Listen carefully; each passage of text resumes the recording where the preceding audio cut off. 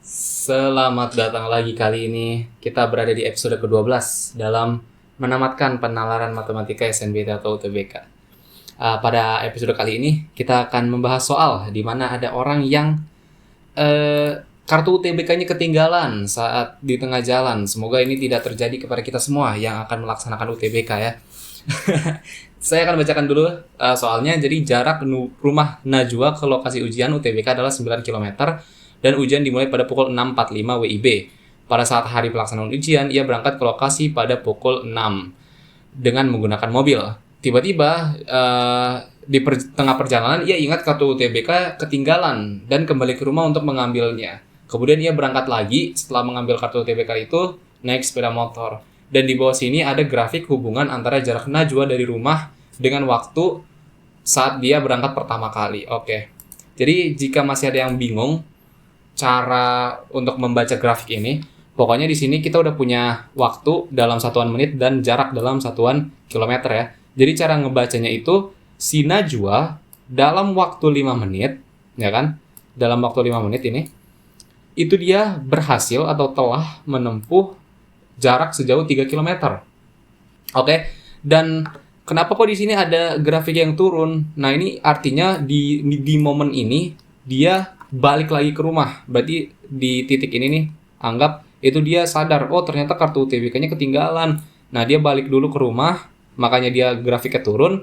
Dan dari 8 ke 10 ini, dia mungkin lagi ada di rumahnya gitu ya, nyari kartu UTBK-nya di mana. Dan di menit ke 10, dia baru berangkat lagi naik sepeda motor, makanya grafiknya naik lagi. Seperti itu. Oke, jadi semoga untuk membaca grafik seperti ini, di kemudian hari tidak bingung. Dan kita akan langsung masuk ke nomor pertama saja. Jika tidak ke rumah dulu, Najwa akan tiba di lokasi pada pukul berapa? Oke, tadi sudah saya berikan bahwa si Najwa ini dalam 5 menit dia bisa menempuh jarak 3 km. Mobilnya bisa secepat itu, ya kan? Saya akan tulis saja berarti dalam 3 km gitu. Itu bisa dia tempuh dalam waktu 5 menit saja. Hanya dalam waktu 5 menit. Nah, yang ditanya apa?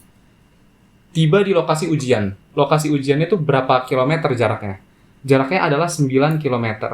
Kalau kita lihat di soal ya, itu jaraknya 9 km. Berarti kalau 9 km butuh berapa menit, ya kan? Nah, ini lagi-lagi yang bisa kita coret. Kita coret dulu, 3 dengan 9 kita coret, berarti 3, ya kan? Lalu kita kali silang. Berarti kita akan mendapatkan bahwa X itu akan sama dengan 3 dikali 5, 15 menit. Artinya, kalau dia nggak balik untuk ngambil kartu UTBK yang ketinggalan, dia cuma butuh waktu 15 menit untuk sampai ke tujuan atau ke lokasi UTBK. Berarti dia berangkat pukul 6.00, itu ditambah 15 menit, ya kan? Ya, alhasil dia akan sampai pukul 6:15. Cukup mudah ya untuk nomor pertama, dan semoga untuk beberapa nomor berikutnya juga mudah. Oke. Yang berikutnya, jika diameter sepeda motor adalah 40 cm, sepeda motor berputar sebanyak berapa putaran? Nah, ini juga soal yang sebenarnya sangat sering muncul di penalaran matematika. Pokoknya, kalau ditanya roda berapa kali muter, ya, kalau misalkan ditanya oleh soal apapun itu, roda itu berputar berapa kali, ya, caranya itu adalah total lintasan yang ditempuh oleh roda dibagi dengan keliling rodanya. Jadi total jarak dibagi dengan keliling lingkaran. Agak nge-lag tadi ya. Ya, jadi untuk mencari banyak putaran roda itu total jarak yang ditempuh oleh roda atau kendaraan sepeda motor ya di soal ini dibagi dengan keliling dari lingkaran tersebut atau dari roda tersebut. Nah, total jaraknya kan berarti 9 km nih kalau di soal ya kan. Total jarak yang harus ditempuh kan 9 km. Karena diameternya di sini itu 40 cm, kita harus samakan dulu ya. 9 km ke cm itu berarti nanti kita mendapatkan 900.000. Semoga untuk konversi satuan itu sudah lancar ya. Ini pelajaran SD. km ke cm itu berarti dia dikali 100.000. Nah, keliling lingkaran juga semoga semuanya ingat itu pi dikali Jika diketahuinya jari-jari itu dikali 2R, tetapi karena ini diketahuinya diameter, langsung saja kita dikali diameternya, yaitu 40 cm. Nah, di sini lagi-lagi yang bisa dicoret, kita coret 0, kita coret 1. 900 di sini dibagi 4 itu hasilnya 225. Berarti nanti kita akan mendapatkan hasilnya bahwa sepeda motor akan berputar roda sepeda motor akan berputar sebanyak 22500 atau 22.500 per pi. Dan jawabannya itu adalah yang A. Oke, sejauh ini semoga masih cukup mudah. Soal terakhir pada episode kali ini. Agar Najwa tiba di lokasi UTBK 25 menit sebelum ujian, berarti sepeda motornya itu kecepatannya harus berapa? Nah, ingat, ini sepeda motor yang ditanya, artinya yang kita lihat itu saat dia kembali untuk mengambil kartu UTBK. Berbeda dengan nomor 1 yang kita menghitung kecepatan jika waktu dia sampai jika dia tidak kembali. Ini kecepatan yang harus dimiliki jika dia tadi sudah kembali mengambil kartu dan dia harus sampai 25 menit sebelum ujian. Oke. Waktu yang dimaksud itu kapan? Jadi kan waktu mulai UTBK-nya itu 6.45, ya kan? 25 menit sebelum berarti 6.20.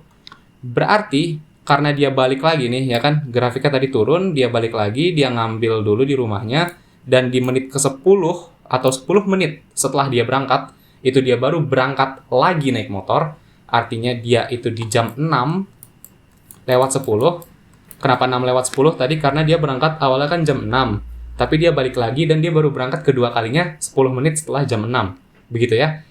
Jadi dia berangkat jam 6:10 dan dia harus sampai di 6:20. Karena ini 6:20 ini adalah 25 menit sebelum ujian dimulai. Atau 20 menit sebelum 6.45. Nah, berarti dalam waktu 10 menit, dia harus menempuh jarak sebanyak 9 km. Oke? Nah, ini sama, bisa pakai perbandingan. Kalau misalkan 9 km itu 10 menit, yang ditanya itu adalah kilometer per jam, jam itu berapa menit? 60 menit, ya kan? 60 menit, berarti dia berapa kilometer per jam? Oke. Nah, ini berarti nanti lagi-lagi yang bisa kita dicoret aja. 10 sama 6 itu bisa dicoret jadi 6. 6 pindah ke sana, jadinya 6 kali 9 ya. Ini 6-nya jelek banget. Saya tulis ulang dulu. Ini 6. Oke, berarti 54 itu sama dengan X, atau 54 km per jam. Ini kalau pakai perbandingan. Kalau misalkan kalian mau pakai langsung dikali gitu juga boleh. Maksudnya itu di sini apa? Saya coba di sini aja ya. Kan 9 km 10 menit. Ya kan? Yang ditanya per jam, kilometer per jam, berarti jam itu 60 menit. Nah, kalau misalkan bawahnya itu 10 ke 60 itu kan dikali 6. Berarti atasnya juga harus dikali 6. Gini juga bisa. Kalau kalian lebih nyaman, artinya dia 54 km dalam 60 menit. Ya sama sajalah mau pakai cara apa. Jadi kita sudah mendapatkan jawabannya adalah 54 km per jam. Oke, sekian untuk episode kali ini. Terima kasih telah menonton lagi-lagi. Semoga mendapatkan ilmu yang bermanfaat. Sekian.